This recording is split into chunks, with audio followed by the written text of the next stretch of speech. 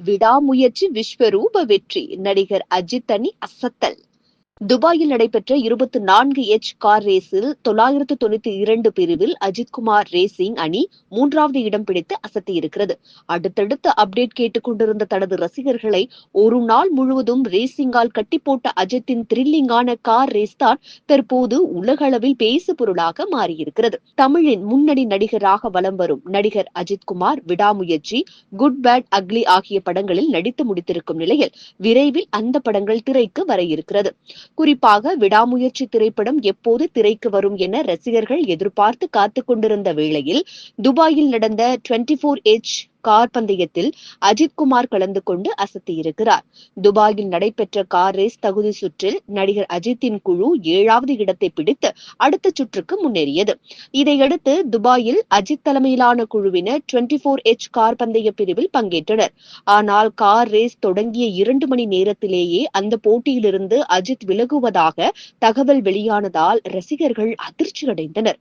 அணியின் நலனை கருத்தில் கொண்டு அஜித் இந்த முடிவை எடுத்த போதும் பின்னர் நடைபெற்ற GT4 என்ற பிரிவில் போட்டியில் ஒரு அணியில் அஜித்குமார் ஓட்டுநராக பங்கேற்றார்.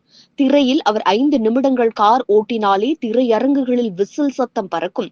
அப்படி இருக்கும் பொழுது அவர் நிஜத்தில் ஓட்டுவதை காண திரளான ரசிகர்கள் குவிந்து தங்களது ஆதரவு முழக்கங்களை எழுப்பினர். ரசிகர்களின் அதீத அன்பை கண்டு போட்டியின் வர்ணனையாளர்களே வியந்து அஜித்தை பற்றி பேசத் தொடங்கினர். குறிப்பிட்டு சொல்ல வேண்டுமென்றால், ஒருமுறை ஹாலிவுட் நட்சத்திரம் பிராட் பிட் கார் ரேஸில் பங்கேற்ற போது கூட அவருக்கு இவ்வளவு பெரிய கூட்டம் இல்லை.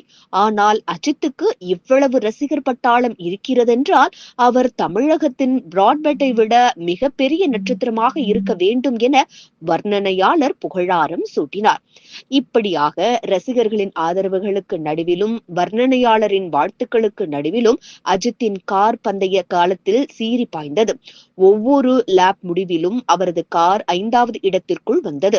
பல்வேறு எதிர்பார்ப்புகளுக்கு மத்தியில் நடைபெற்று முடிந்த கார் ரேஸில் அஜித்தின் தலைமையிலான அணி அவர்கள் பங்கேற்ற 992 பிரிவில் 3வது இடத்தையும் ஒட்டுமொத்தமாக 23வது இடத்தையும் பிடித்தது.